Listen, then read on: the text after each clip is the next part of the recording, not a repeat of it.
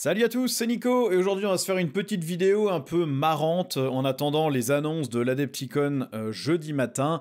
On va regarder un peu quelle unité pourrait être la pire dans chaque armée. Alors évidemment c'est totalement subjectif, il y a des gens qui vont trouver que les unités que je mets ici, elles sont trop cool dans leur partie, il y a plein de gens qui vont me dire que ça a fait des tonnes de dégâts et que ça rigole pas et que c'est très bien. L'idée ici, c'est pas forcément de pointer du doigt en disant ça c'est nul, si tu joues ça t'es un idiot, c'est plus de regarder l'unité qui est la plus inintéressante dans chaque codex, dans chaque index, donc c'est pas forcément la plus faible, la plus chère en points, la plus moche ou celle qui a besoin d'être refaite, c'est juste une unité qui apporte pas forcément grand chose à son armée, soit parce qu'il y a quelque chose d'autre qui remplit mieux son rôle, soit parce qu'elle remplit un rôle dont l'armée n'a pas besoin, soit parce que prendre certains alliés ferait le même travail pour moins cher ou mieux. Donc en gros, c'est des unités qu'on jouera quasiment jamais dans l'armée, sauf si on adore la figurine ou qu'on veut faire un truc narratif. Je vais éviter les solutions de facilité en évitant de parler des volants et des fortifications. C'est des unités que Games Workshop ne veut pas soutenir, au moins en 10e édition. Leurs règles sont en général très mauvaises et leur potentiel de dégâts pour les points sont en général très mauvais. Donc évidemment, on ne mettra pas les volants ni les fortifications ici. Et je vais éviter au maximum de mettre les unités Forge World ou Legends aussi, puisque même les unités Forge World sont quand même très rarement rééquilibrées en points par Games Workshop. Elles ont pour la plupart des coûts en points décidés en début d'édition qui étaient tous trop chers et qui sont donc trop chers, donc je vais pas forcément parler de ça. Alors, on commence par les Space Marines du chaos. Pour moi, la pire unité, ça serait les hommes bêtes, la kill team d'hommes bêtes. Les figurines sont cool, mais ça vous donne pour 85 points, 10 PV, endurance 4, sauvegarde à 5, sans invulnérable, OC 1, avec des tirs complètement inutiles, un corps à corps pas intéressant. Pour 5 points de plus, vous avez 5 légionnaires pour une unité qui résiste mieux aux dégâts, qui contrôle mieux les objectifs et qui fait beaucoup plus de dégâts. Ils n'ont pas une règle spéciale intéressante, vous pouvez les déployer un tour plus tôt depuis les réserves, mais ils n'ont pas la frappe en profondeur. Et en plus, c'est 10 socs de 32 mm, donc même si vous vouliez les faire arriver à un endroit sur les bords de table, il faut que votre adversaire soit quand même très mauvais pour vous laisser les placer dans un endroit utile. Vous pouvez les utiliser pour scorer des secondaires tour 1 avec cette règle, mais ça sera très aléatoire. On a aussi en unité pas top les gardes renégats qui coûtent 70 points. Ils sont un peu moins chers que les hommes bêtes, mais à minima, ils ont des armes spéciales et ils sont au C2, donc ils sont quand même, à mon sens, moins pires. Je pense que vraiment, c'est l'unité la moins intéressante du codex, c'est ces hommes bêtes. Ils les ont mis parce qu'ils les ont créés en kill team et qu'il fallait bien les rentrer dans un codex, mais concrètement, ils leur ont pas donné des règles vraiment intéressantes. Pour la Death Guard, et on va voir que ça va être le cas pour quasiment toutes les légions renégates, c'est le Defiler qui, à mon sens, vaut vraiment pas le coup d'être mis dans une liste. C'est un véhicule qui bouge de 8 pouces, qui est énorme sur la table avec ses énormes pattes. Là, il est super compliqué à ranger quelque part ou à faire passer le terrain. Je rappelle qu'il ne traverse pas les ruines. Il peut enjamber les décors de 4 pouces ou moins. Mais si vous jouez sur des layouts classiques, un peu type compétitif, vous n'avez pas de ruines de 4 pouces, donc il passe au-dessus de rien. Et donc, il n'est pas manœuvrable. Il coûte quand même 190 points. Pour 14 PV, endurance 10, sauvegarde à 3, invuln à 5. Il a un canon qui est globalement inefficace parce que PA-1 et n'a pas ignore le couvert, donc il sera PA 0. Donc même s'il est force 10, dégâts 3, ça fera pas grand chose. Et il peut avoir un canon laser jumelé, mais ça fait un seul tir sur 3+, qui est pas stable. C'est pas un mauvais châssis en soi pour OC5, mais si vous regardez les alliés que vous pouvez prendre un Dog à 140 points, qui lui est OC8. Il a certes 2 PV de moins, mais il bouge à 12 pouces, et il peut avoir 4 tirs de lance, force 12, PA-4, dégâts D6, Melta 4, avec relance des blessures et relance des dégâts de 1. Enfin, relance des blessures de 1 et relance des dégâts de 1. Donc vous payez 50 points de moins pour un potentiel de dégâts plus important, plus de facilité à cacher et à manœuvrer. Alors certes, vous n'avez pas les pactes sombres avec touche soutenue ou fatale, mais concrètement, ça a peu d'intérêt sur des armes qui de toute façon ont pas de PA ou touchent pas bien. Pour 135 points dans la même liste d'armées, vous avez le Predator Annihilator, qui bouge mieux et tire mieux. Pour 180 points en Death Guard, vous avez 2 drones, ou vous avez 2 semi-chenillés, ou vous avez un chenillé Crash Pest. Donc globalement, il coûte trop cher et il est éclipsé par le reste de l'armée. La figurine est trop grosse pour cette édition, elle passe nulle part. C'est une figurine qui, à mon sens, dans la Death Guard et dans la plupart des légions, voire même les Space Marines du chaos de base, vaut pas vraiment le coup. Pour les World Eaters, j'ai mis pareil, le Defiler, c'est les mêmes problèmes, mais dans les World Eaters, c'est presque encore pire, parce que vous êtes une armée de corps à corps, toutes les règles favorisent le corps à corps, Le Defiler, il tape pas mal au corps à corps. Il a 5 attaques, force 16, PA-3, dégâts D6 plus 1, ça touche à 3 plus, ça cogne. Mais vous l'amènerez jamais au corps à corps, parce qu'il bouge de 8 pouces et qu'il est trop gros et qu'il est trop facile à voir et qu'il est trop facile à sniper. Vous pouvez répondre à la place, si vraiment vous voulez une machine démon, vous prenez un Ferocerberus, il a une attaque en plus, certes c'est que force 14, PA-2, mais c'est les mêmes dégâts, ça coûte 50 points de moins, ça bouge à 10 pouces, donc ça bouge mieux sur la table. Sinon, vous prenez 3 octoliers exaltés pour 155 points, qui auront 9 attaques en force 14, PA-3, dégâts 2, qui arrivent au corps à corps de manière plus fiable. En gros, c'est une unité qui coûte trop cher, qui est éclipsée par le reste de l'armée et qui synergise mal. En Thousand Sons, j'ai mis le Méta Brutus. Il n'est pas forcément lamentable, mais pour 130 points, c'est une figurine qui bouge de 6 pouces, qui traverse pas les murs, qui a endurance 9 à 8 PV, donc quand même plutôt facile à sortir, hein. Il suffit d'un bon tir de Melta et ça dégage. Sauvegarde à 2, un vuln à 5 et OC3. Il donne un point de cabale seulement si on lance un rituel à 9 pouces de lui, ce qui est toujours moins intéressant que d'avoir juste donné des points de cabale en ayant la règle de faction. Il tape et il tire convenablement, mais il est très peu mobile, pas très solide. C'est pas une unité qu'on voit en Thousand Sons, et à mon avis, dans toute la liste, c'est celui qui a le moins de rôle à jouer. Sinon, évidemment, c'est le Defiler, hein, qui, pareil, ne donne pas de points de cabale. Pour le même prix, vous prenez 10 rubriques qui seront plus intéressants. Pour 165 points, vous avez la bête Mutalite, qui coûte moins cher que le Defiler à 190, qui fait des blessures mortelles, et qui double la portée des rituels, avec des armes qui potentiellement tirent mieux. Donc pareil, vous jouerez jamais un Defiler en Thousand Sons, sauf si vous êtes absolument fan de cette figurine, qui est odieusement moche en plus à mon sens, mais je trouve que le Méta Brutus est pas très intéressant non plus dans cette armée. En Emperor's Children, alors ils ont pas beaucoup d'unités, et en fait quand je regarde ce que moi je voudrais vraiment jamais jouer, je me dis qu'en fait même les démons, il y a des moments où je les sors, mais le sorcier des Emperor's Children, je ne vois pas de cas où j'ai envie de le jouer. C'est un personnage qui coûte 60 points, il est endurance 4, il a 4 PV, il a pas de sauvegarde invulnérable, il peut mener seulement des troupes qui sont toujours mieux menées par un autre perso. Les troupes qui font plutôt du dégât, vous leur mettez un Seigneur Exultant qui donne touche fatale. Les Noise Marines, vous leur mettez le Seigneur Cacophoniste qui donne touche soutenue. Le sorcier, il donne le bénéfice du couvert à l'unité qu'il mène, que vous aurez quasiment tout le temps en 10e édition, et il donne -2 aux charges ennemies si vous avez tiré sur l'unité qui veut vous charger avec le pouvoir psy qui tire à 18 pouces. Ça s'évite très bien si l'adversaire joue bien, et honnêtement, vous êtes une armée qui bouge tellement vite que c'est vous qui arrivez au corps à corps, l'ennemi vous charge pas, ou s'il est capable de vous charger, c'est que vous êtes déjà dans sa ligne, et donc -2 à la charge fera rien. Il est pas ridicule, mais au global, vous le jouez pas tout seul, parce qu'il va mourir en 3 tirs, et dans une unité, il prend la place d'un personnage qui est meilleur, donc à mon sens, c'est la pire unité du codex. Elle est pas abominable, mais elle est pas terrible. En Chevalier du Chaos, alors, si on ne prend pas du Forge World, moi, à mon sens, c'est le Chevalier Tyran. Il est pas mauvais, il coûte 480 points, c'est un très gros châssis, très costaud, mais globalement, il coûte trop cher parce qu'il va toujours tout tuer 3 fois trop. Il a un des 3 attaques qui touche à 3 de force 20, PA-5, dégâts D6 plus 8 à 60 pouces. Vous y rajoutez encore 2 attaques de force 12, PA-6, dégâts D6 plus 1 avec blessure dévastatrice. Et en plus D6 plus 3 attaques de force 9, PA-3, dégâts 3 à 36 pouces. Donc vous avez un nombre énorme de tirs, mais aucun corps à corps. Donc soit vous mettez tout sur une figurine ennemie, ou un véhicule ennemi, ou un monstre ennemi, et vous la tuez intégralement, mais vous avez gâché un certain nombre de points en vous exposant. Soit vous divisez vos tirs et vous risquez de pas tuer. Et pour 480 points, je pense que ça vaut toujours trop cher par rapport au potentiel de dégâts que vous ferez et à la résistance potentielle du truc. Ça reste pas une unité immonde, mais je pense qu'elle est un peu chère. La pire unité pour moi, à mon avis, c'est si on va taper dans le Forge World, c'est le Chevalier Acheron, ou Acheron si vous voulez le prononcer comme ça. 420 points pour juste en tir un lance-flamme à 18 pouces qui fait 2d6 attaques de force 8, PA-1 seulement, dégâts 2, et qui ne peut pas l'utiliser en tir en état d'alerte parce qu'il est titanesque.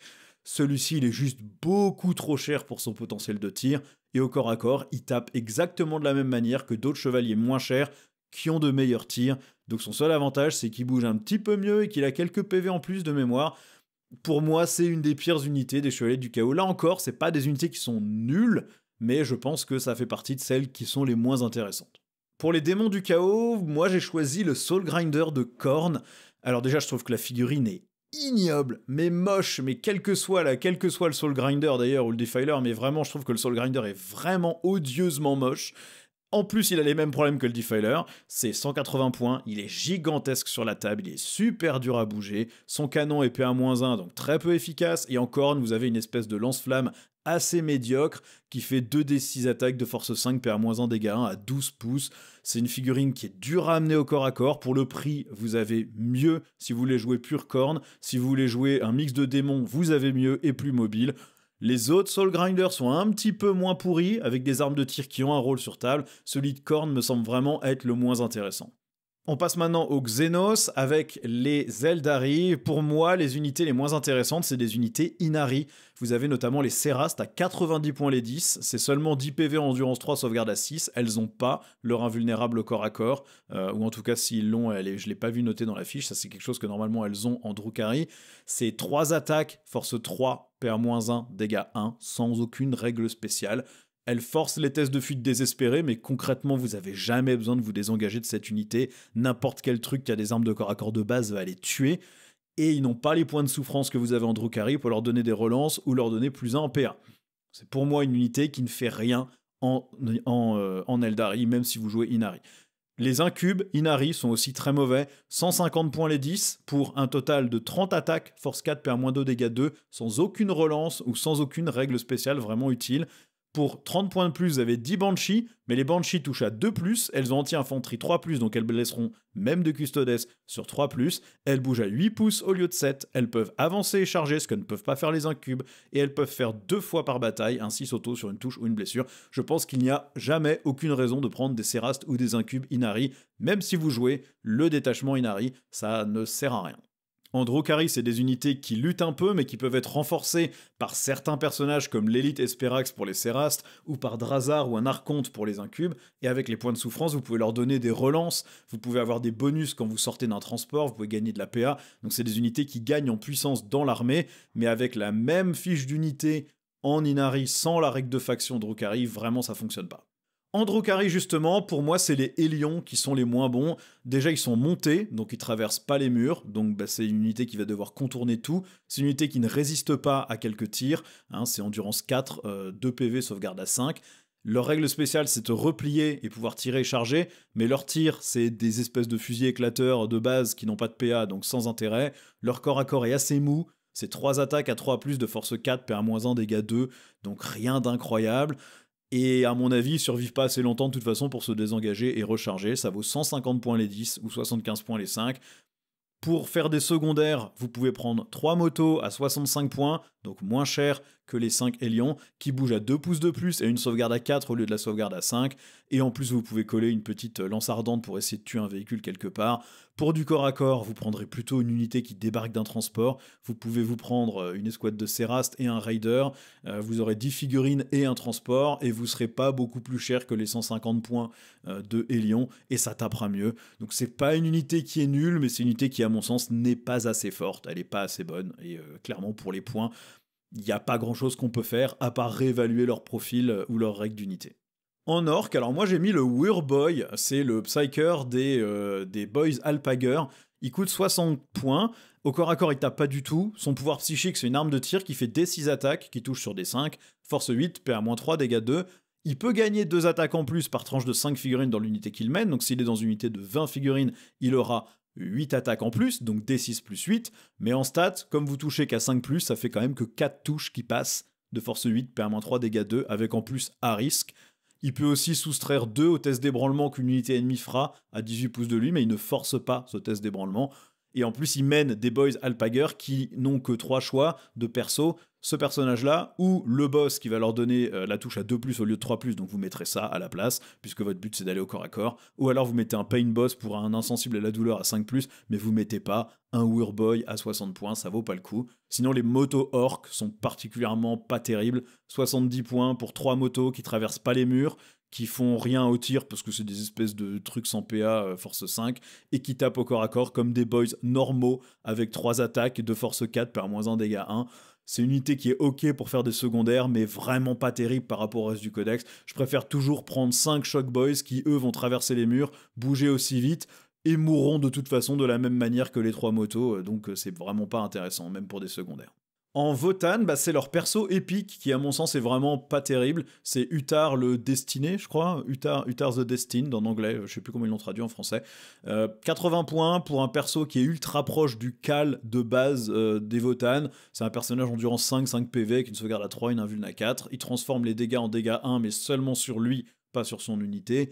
Il mène les mêmes unités que le cal, mais le cal coûte 10 points de moins et donne touche fatale, ce qui est plus intéressant dans la plupart des cas. Ou alors il peut mener les mêmes unités que le champion Einhir, mais le champion Einhir, il permet de relancer les charges, il donne frappe en profondeur à son unité, et en plus quand il charge, il fait des mortels, et il tape plus fort, et il coûte 10 points de moins. Donc Uthar est pas mauvais en soi, mais par rapport aux autres choix de personnages, il n'y a juste aucune raison de le prendre, et puis il est pas du tout à la hauteur d'un perso épique. C'est le seul perso nommé, je crois, des Votann, et il est en fait à peine pareil, voire même en dessous des personnages pas nommés. C'est quand même vraiment pas terrible. En tyrannide, il n'y a pas trop de doute, c'est les spores mines. Les spores mines prises en tant qu'unité, ça vous coûte 55 points pour 3 mines que vous devez déployer en cohésion d'unité. J'ai pas trouvé si elles avaient une règle qui permettait de les déployer espacées. Donc vous devez mettre les 3 côte à côte. C'est endurance 1 avec 1 PV sans sauvegarde, donc si l'ennemi souffle dessus, ça meurt. Elles bougent qu'à 4 pouces. Elles empêchent l'ennemi de faire un mouvement d'avance à 6 pouces de cette unité-là, donc ça sert concrètement pas à grand-chose. Ça cause des blessures mortelles si on s'approche et ça disparaît. Ça coûte 55 points, vous pouvez sinon prendre un biovore qui vous pond une spore mine par tour, et le biovore, lui, vous coûte que 50 points. Et si quelqu'un détruit la spore mine, vous en recréez une autre au tour d'après. Il n'y a aucune raison de jouer ça en tant qu'unité à part, je sais même pas pourquoi c'est encore dans le codex. Pour les Kuljin Stealers, alors c'est compliqué parce que dans leurs unités, dans leurs vraies unités, ils n'ont pas grand-chose de mauvais. Ils ont beaucoup de personnages et en fait ils ont tous un peu leur rôle à jouer. Je pense que le moins bon c'est peut-être le Magus. Ça coûte 50 points, c'est un perso typique Kuljin Stealer, donc 4 PV, endurance 3, sauvegarde à 5, invuln à 5.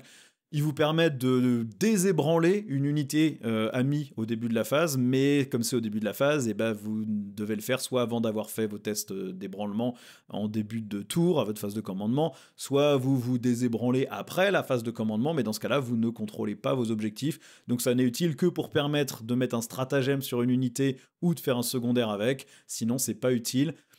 Ça donne aussi un -1 pour toucher sur une unité ennemie à 18 pouces, ou un -1 pour toucher et blesser si vous faites un 6 sur un D6. C'est pas incroyable, ça prend la place d'autres personnages qui donnent de meilleurs bonus. Souvent, vous pouvez doubler les persos en Kuljin Stealer, en mettre 2 dans la même unité, mais la plupart des autres persos sont meilleurs. Il y en a qui empêchent les frappes en profondeur à 12, il y en a qui donnent touche fatale, soit au tir, soit au corps à corps, il y en a qui donnent un insensible à la douleur à 5 ou à 4, il y en a un qui donne combat en premier, donc vous avez toujours de meilleurs choix que le Magus au final, donc il est pas nul. Il y a certaines armées qui aimeraient bien avoir ce genre de truc, mais globalement, en Kuljin Stealer, vous avez déjà tellement de persos que celui-là, il est un peu moins intéressant que le reste. Pour les Nécrons, à mon sens, c'est l'obélisque qui est peut-être le moins intéressant de tout le codex. C'est 300 points pour une unité qui est impossible à déplacer parce qu'elle prend une place monstrueuse sur la table. C'est endurance 13, 24 PV, sauvegarde à 2, mais pas d'invulnérable. Donc ça veut dire qu'un canon laser vous met sur une sauvegarde à 5 ou à 4 si vous êtes à couvert. Un Melta vous met sur une sauvegarde à 6 et vous fera quand même relativement vite vos 24 PV.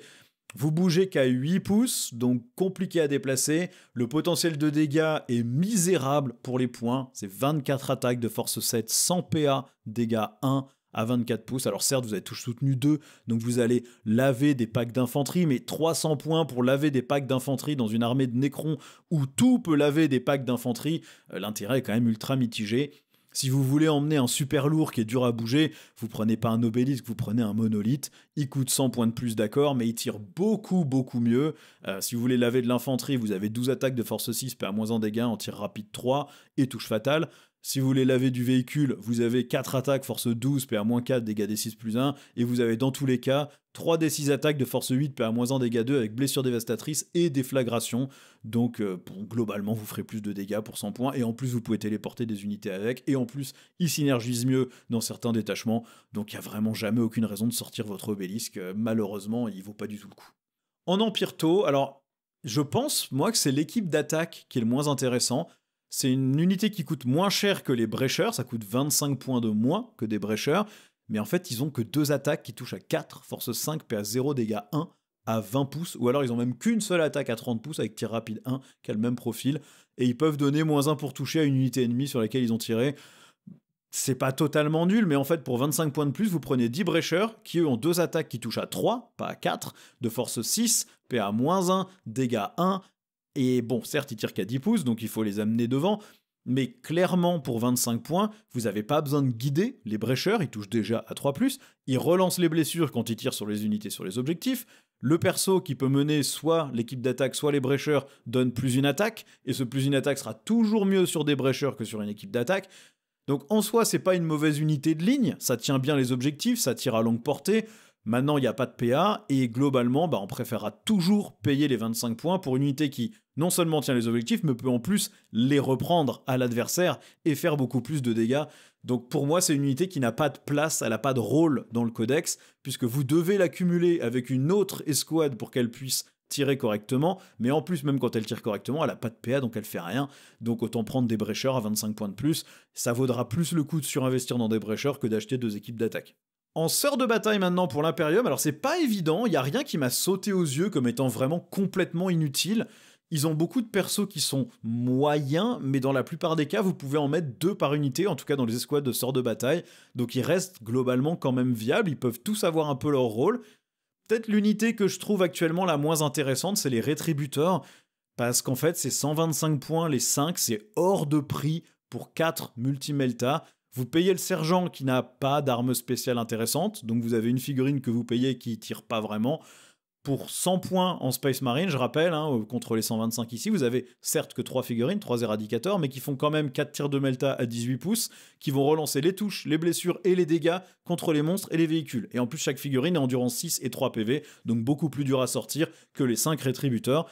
Ici, vous avez 8 tirs, mais ils touchent tous à 4+, ils n'ont pas de relance de touche, ils peuvent juste relancer les blessures de 1 ou toutes les blessures. C'est vraiment beaucoup trop cher, ça peut faire mal, ils gagnent des dés de miracle quand vous les ciblez avec justement un acte de foi, donc ok, mais globalement, ils sont beaucoup trop chers pour le potentiel de dégâts et leur chance de survie pour arriver à être capable de tirer, donc c'est peut-être une des unités les moins intéressantes, à mon sens en tout cas, du codex, mais c'est surtout parce qu'elles sont chères. Il n'y a pas vraiment d'unité sinon qui m'a paru absolument inutile dans le codex, mais vous me direz ce que vous en pensez.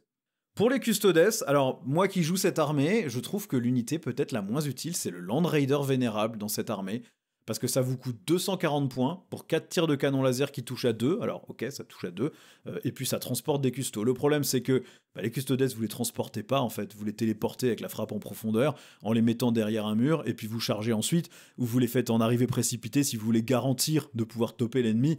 Mais payer 240 points pour un transport, quand pour 240 points vous avez une unité complète de 5 custos qui fera plus de dégâts, l'intérêt est limité. Et en plus, si vous voulez vraiment un tank qui shoot, vous avez le Caladius, qui certes a 1 point d'endurance de moins et 2 PV de moins, mais a une invulnérable à 5, donc au final il est probablement plus résistant quand même que le Land Raider. Il a lui aussi 4 tirs de canon laser, sauf que ces canons laser sont jumelés, ils sont dégâts des 6+2 au lieu de des 6+1, et en plus il a touche fatale contre les monstres ou les véhicules. Et il coûte 215 points au lieu des 240. Alors certes, il transporte rien, mais comme on l'a vu, le transport en custo, je suis pas sûr qu'on en ait vraiment envie. Si on va chercher dans le Forge World, plutôt, on a les Sagittarum, qui sont à 225 points les 5. Ils ont chacun un bolter lourd, en gros. Ils font 3 attaques, force 5, PA-1, dégâts 2, avec touche soutenue 1. Ils sont pas du tout intéressants. Sinon, après, les Sœurs du Silence sont pas incroyables, mais elles ont toutes leurs petits rôles, soit pour tenir un objectif à pas cher, soit pour faire des secondaires. Même celles qui vont au corps à corps avec leurs épées à 2 mains sont pas complètement inutiles non plus, embarquées dans un rhino, elles coûtent pas très cher. Donc pour moi, l'unité vraiment la moins intéressante, c'est le Land Raider Vénérable dans cette armée, parce que vous avez jamais vraiment envie de transporter vos custodes, pas à ce prix-là, quoi. En Mechanicus, pour moi, c'est clair, c'est le dragon sidonien avec Jezzail. Ça coûte 55 points pour un châssis tanky, c'est endurance 7, 7 PV, sauvegarde à 3, invuln à 5, OC2, donc il faut quand même mettre un tout petit peu d'effort pour le tuer, mais ça fait strictement aucun dégât. Vous avez une attaque qui touche à 4+, de force 5, PA-2, dégâts 3, avec précision et anti-infanterie. Je crois que c'est anti-infanterie 3+, ça n'a aucun intérêt. C'est une attaque pour 55 points qui touche à 4+. Alors au mieux, avec votre petit boost de doctrine, vous allez toucher à 3+. Donc vous avez une chance sur 3 de rater chaque tir que vous faites avec précision. C'est un énorme socle, ça prend de la place sur la table, c'est les gros socles ovales. Pour 20 points de plus, vous avez une variante qui a 2 attaques de canon laser qui a touche soutenue 1. Ou alors, si vous payez 70 points, donc 15 points de plus, vous avez une variante de corps à corps de ce truc-là qui tape bien mieux au CAC que ce que ce truc-là est capable de tirer.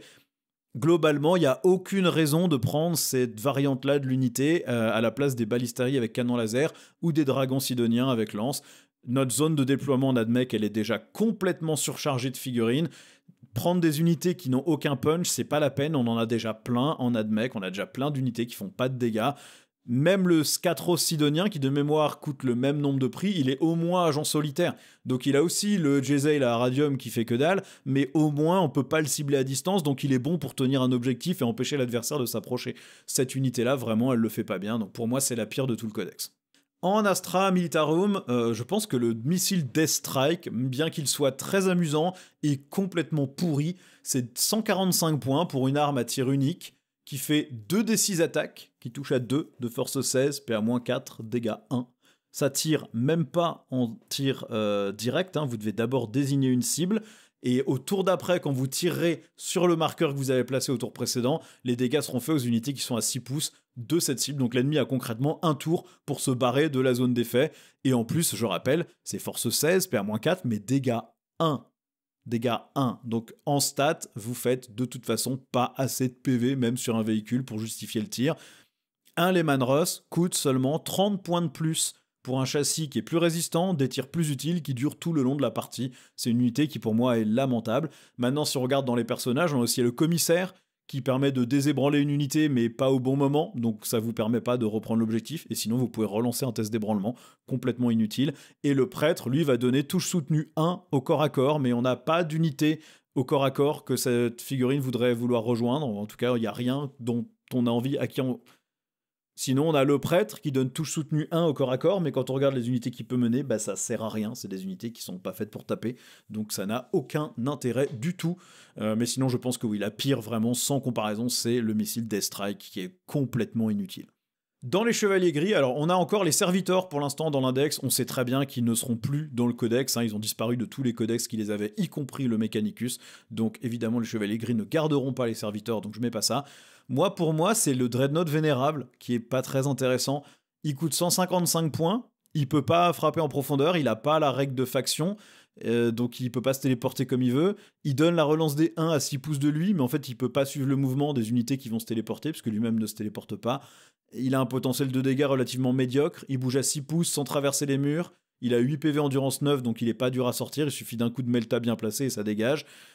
Il est pas minable, mais il colle pas au style de jeu des Chevaliers Gris en 10e édition, il a pas grand chose à faire là. Je trouve que même les véhicules que vous pouvez prendre, qui sont des véhicules génériques Space Marines, ils ont plus leur but, puisque en Chevalier Gris, vous n'avez pas vraiment tant que ça d'anti-tank, et du coup, vos tanks qui font de l'anti-tank peuvent potentiellement être utiles, comme ligne de fond et menace. Je trouve que le Dreadnought, lui, il en est pas vraiment capable, parce qu'il est pas assez résistant. Sinon, il y a éventuellement le squad Purgator maintenant, puisque leur capacité de tir indirect ne marche plus dans le détachement Warbane, qui était un peu la seule raison pour laquelle on pouvait les prendre. Pour 5 points de plus, vous prenez des purificateurs qui seront meilleurs dans quasiment dans les 2 détachements actuellement disponibles. Donc, bon, pourquoi pas. Mais je pense que pour moi, en tout cas, celle que je trouve la moins intéressante, c'est le Dreadnought Vénérable. Dans les agents impériaux, alors le prêtre de Ministorum, c'est le même que celui de l'Astra Militarum. Vous êtes à 40 points pour donner touche soutenue 1 au corps à corps et une espèce de lance-flamme assez bof. Aucune unité qu'il peut mener n'est vraiment une unité de corps à corps. Au mieux, vous avez les subducteurs avec leur masse, je crois que c'est force 5, PA-1, dégâts 1. Non, enfin ils ont 2 attaques chacun, vous n'avez pas donné touche soutenue là-dessus, ça sert à rien, pas pour 40 points en tout cas, ça vaut pas le coup, donc c'est vraiment une unité inutile. Et sinon chez les assassins, vous avez l'assassin Culexus qui coûte 85 points, son seul avantage c'est la frappe en profondeur à 6, mais sans pouvoir charger, et ses armes sont efficaces seulement contre des Psykers, donc si vous jouez contre une armée qui n'a pas de Psyker, il sert à rien du tout. Et les assassins, vous avez cette règle qui est que si vous jouez agents impériaux, vous pouvez prendre n'importe quel assassin, et au début de la partie, quand vous savez ce que vous affrontez, vous pouvez échanger cet assassin pour un autre, à condition que celui que vous prenez en remplacement coûte le même prix ou moins cher en points. Le Culexus étant le moins cher, tous les autres sont plus chers que lui, vous pouvez même pas faire ça. C'est-à-dire que vous pouvez prendre un Culexus, mais vous pourrez jamais le remplacer par un Vindicaire, par exemple, si c'est plus intéressant. Alors que si vous prenez le Vindicaire, le jour où vous avez vraiment besoin du Culexus, vous pouvez échanger pour le Culexus. Donc il n'y a aucune raison de mettre le Culexus dans sa liste, puisque le jour où vous en aurez vraiment besoin, vous pourrez le prendre à la place d'un autre assassin que vous aurez payé 15 points de plus. Donc il n'y a vraiment pas d'intérêt, il est vraiment pas bon. Les chevaliers impériaux, pour moi, c'est le chevalier précepteur, pas parce qu'il est mauvais, mais parce que pour le même rôle, vous avez Canis Rex qui est meilleur en tout point. Alors certes, Canis Rex coûte 45 points de plus, mais Canis Rex fait touche soutenue sur des 5+, réduit le coût en CP des stratagèmes de 1, il a de meilleures armes qui touchent à 2+, et on touche soutenu au tir, et en plus il a Sir Hector, si vous détruisez Canis Rex, vous avez le petit personnage à pied qui descend, et tant que le petit personnage à pied n'est pas mort, l'adversaire n'a pas marqué les points de assassinat, par exemple. Donc en soi, le précepteur est pas nul, mais Canis Rex est tellement meilleur qu'il n'y a aucun cas où on ne voudra pas payer les 45 points de plus pour prendre Canis Rex, en tout cas si on veut faire une liste optimisée. En Space Marine, pour moi, c'est l'escouade tactique premier-né, qui est la moins intéressante. Vous avez 140 points pour 10 Space Marines qui ont droit à une arme lourde et une arme spéciale. Ils ont des bolters de base, pas les fusils Primaris, donc force 4, PA 0. Quasiment n'importe quelle autre unité de l'armée gère mieux la cible pour laquelle elle est conçue. Si vous payez 20 points de plus, vous avez des intercesseurs qui ont la règle sticky objectif, donc qui gardent le contrôle de l'objectif même s'ils le quittent, et qui vont avoir 4 tirs de force 4, PA-1, dégâts 1 par figurine, au lieu ici de un tir plus un tir en tir rapide de force 4 PA0. Si vous voulez vraiment jouer des premiers-nés et que vous voulez des armes lourdes, prenez pas des escouades tactiques, prenez des dévastateurs. À 120 points, vous avez 4 canons laser, ça sera plus efficace de toute façon. À moins de vraiment vouloir pousser le thème premier-né, il n'y a pas de rôle que l'escouade tactique remplit. On est en 10e édition, on est dans une édition qui n'est pas intéressée par la polyvalence des unités. Une unité doit avoir un rôle parce que vous ne payez pas l'équipement. Donc l'unité, son coût en points, il est fait en prenant en considération le meilleur équipement possible que vous pourriez donner à l'unité. Sauf que du coup, vous vous retrouvez avec une unité qui a des armes qui ne lui serviront pas dans 50% des cas où vous allez devoir diviser les tirs si vous avez la chance de vous placer dans un endroit où vous pouvez voir plusieurs unités pour lesquelles vous avez des armes. En général, les unités multitâches sont trop chères pour ce qu'elles sont capables de faire. Si vous trouvez pas que l'escouade tactique c'est une des moins bonnes, vous avez aussi les vétérans d'assaut qui ont assez peu d'intérêt dans cette édition. La combinaison tactique Invictor qui est pas terrible. Les tourelles Fire Strike qui, ok, ça tire un peu mais ça bouge pas, donc du coup vous pouvez rien faire avec. C'est vraiment pas très intéressant, mais globalement je trouve que pour moi en tout cas l'escouade tactique c'est vraiment pas du tout rentable. Il n'y a aucun cas où j'ai envie de jouer une escouade tactique en Space Marine par rapport à juste des intercesseurs. On va finir avec les chapitres Space Marine divergents. Donc là, je vais vraiment regarder que les unités spécifiques à ces chapitres divergents. On commence par la Death Watch. La Death Watch, je pense que leur unité la moins bonne, c'est la Kill Team Fortis. Ça coûte 200 points pour 10 Marines Primaris, qui sont un mix d'un peu toutes les escouades spéciales Primaris en armure Tacticus. Donc vous pouvez prendre des intercesseurs de base, des intercesseurs d'assaut, des Hellblasters, des Infernus, des Désolators, et vous mixez tout ça dans une unité. Leur règle spéciale, c'est plus 1 pour toucher sur l'unité qui a subi des dégâts, plus 1 pour blesser aussi si l'unité est en dessous de sa demi-force. Mais en fait, c'est une unité qui, du coup, pareil, paye la polyvalence, alors que c'est une édition où la polyvalence n'est pas très intéressante. Donc si vous décidez de ne pas la rendre polyvalente et de la mettre en anti-infanterie en prenant que des fusils bolters, vous êtes moins efficace que des intercesseurs pour le même prix. Si vous mélangez et que vous voulez faire de l'anti-infanterie, vous pouvez prendre que 4 lance-flammes, donc vous êtes obligé de vous garder quelques fusils bolters que vous payez un peu cher, et en plus les lance-flammes ne profitent pas du plus 1 pour toucher, donc la règle d'unité est perdue sur eux. Si vous prenez des plasmas, pareil, vous pouvez en avoir que 4, donc vous allez les utiliser pour tirer sur des unités ennemies d'élite, mais du coup vos fusils bolters, ils sont un peu gâchés là-dessus. Si vous mixez des plasmas et des lance-flammes, il faut vous mettre à 12 pouces d'une cible et aussi voir quelque chose avec vos plasmas. Les lance-roquettes des escouades désolateurs peuvent se mixer un peu, mais globalement, c'est pas une mauvaise unité, mais il faut toujours avoir une spécialisation. La Kill Team Fortis, elle est difficile à spécialiser, sauf vraiment dans l'anti-infanterie. Si vous prenez les lance-roquettes anti-infanterie, plus les lance-flammes, plus des fusils bolters, mais dans ce cas-là, vous payez quand même assez cher par rapport à juste une escouade d'intercesseurs qui va juste tout balayer avec ses 4 tirs par figurine, et puis c'est réglé, quoi. Donc c'est pas une mauvaise unité, c'est juste, à mon sens en tout cas, la moins bonne des kill teams de l'index. Toutes les autres ont un meilleur rôle à jouer. Dans les Black Templars, c'est pareil, c'est pas évident de trouver vraiment une unité qui est pas bonne. Je pense que peut-être les croisés non primaris sont les moins intéressants. Ils coûtent seulement 15 points de moins que les croisés primaris, si vous prenez la variante avec 4 initiés, 5 néophytes et un sergent. Sauf qu'en fait, au corps à corps, les non primaris, ils ont que 3 attaques sur leur épée tronçonneuse ou sur leur couteau de combat, contre 5 attaques pour les primaris. Ils peuvent avoir un seul point énergétique quand les Primaris peuvent en avoir 2. Et les bolters et pistolets bolters des premiers nés sont moins bons que les pistolets bolters lourds ou les fusils bolters des Primaris. Donc au global, vous payez 15 points de moins, mais pour une unité qui est quand même vraiment moins efficace. Et même sur l'unité de 20 avec 30 points d'écart, bah en fait je pense qu'il y a toujours, vous avez toujours envie de payer les 30 points de plus et pour prendre la version Primaris parce qu'elle est juste meilleure. Après bah, c'est clairement fait exprès, hein. Games Workshop veut vous vendre des Primaris pour remplacer vos premiers nés, donc bah, les règles des premiers nés sont moins bonnes. Ça reste une bonne unité, elle a quand même l'avantage de pouvoir rentrer dans un Rhino, vous n'avez pas besoin de payer un répulsor entier pour rentrer 10 figurines, vous pouvez payer un Rhino pas très cher, donc ça c'est pas mauvais, mais globalement l'unité en elle-même elle est quand même beaucoup moins bonne que sa version Primaris. Les Blood Angels, très clairement, l'unité la moins bonne de leur supplément, c'est les Compagnies de la Mort avec fusil bolter. C'est une unité qui coûte 80 points de mémoire, c'est OC 0, sauf s'ils sont à 12 pouces d'un chaplain, et s'ils sont à 12 pouces d'un chaplain, c'est OC 1. Le chaplain, bah, il a envie d'aller au corps à corps, donc vous le mettez pas dans cette unité-là, puisqu'il booste les unités de corps à corps, donc bah, ils seront jamais à portée d'un chaplain, puisque bah, le chaplain il va se barrer devant, et eux leur rôle c'est pas de se barrer devant. C'est une unité qui tire moins bien que des intercesseurs et qui coûte 5 points de plus. Oui, ça, c'est 85 points de mémoire. Les Marines de la Compagnie de la Mort et 80 points pour 5 intercesseurs qui auront 4 attaques chacun au lieu de 2 pour la Compagnie de la Mort. Ils peuvent faire un tir en état d'alerte gratuitement, mais ils ont des fusils bolters de base, donc même avec une relance de touche, ça sert à rien. Et ils coûtent le même prix que les compagnies de la mort de corps à corps, sauf que les compagnies de la mort de corps à corps, ils ont tous soutenu 1 au corps à corps ou tous soutenu 2 en fonction du nombre de figurines qu'a perdu l'escouade sur laquelle ils tapent. Donc il n'y a vraiment aucune raison de jouer des compagnies de la mort avec fusil bolter, même dans le détachement compagnie de la mort. C'est à mon sens peut-être une des pires unités du jeu, parce qu'en fait, il n'y a aucun cas où elle est intéressante par rapport à sa contrepartie intercesseur normal ou compagnie de la mort de corps à corps, que ça soit avec réacteur dorsal ou sans. Ils ont vraiment pas de rôle par rapport à ce qu'il y a d'autre dans le codex Space Marine accessible aux Blood Angels. Les Space Wolves, pour moi, c'est les molosses de Morkai qui sont pas très intéressants.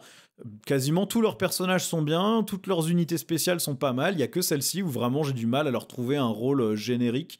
Après, ils sont pas nuls, ils ont des cas d'utilisation dans des parties narratives où il y a des psychers, mais s'il n'y a pas de psychers, ils servent à rien. Vous avez le même prix que des Reavers, donc à 80 points les 5 figurines, sauf que les Reavers maintenant ils font -1 à l'OC de l'adversaire dans un rayon de 3 pouces, ce qui fait qu'ils peuvent reprendre des objectifs super facilement parce que si l'ennemi n'est pas ligne, il passe au C0 et c'est plié. Et en plus, les couteaux des Reavers sont PA-1 quand les couteaux des Molosses de Morkai n'ont pas été mis à jour et donc sont toujours PA-0. En échange, les Molosses ont blessure dévastatrice, mais sur des armes qui sont dégâts 1, et ils sont anti-psyker, donc bah, ils seront efficaces que contre des unités psyker.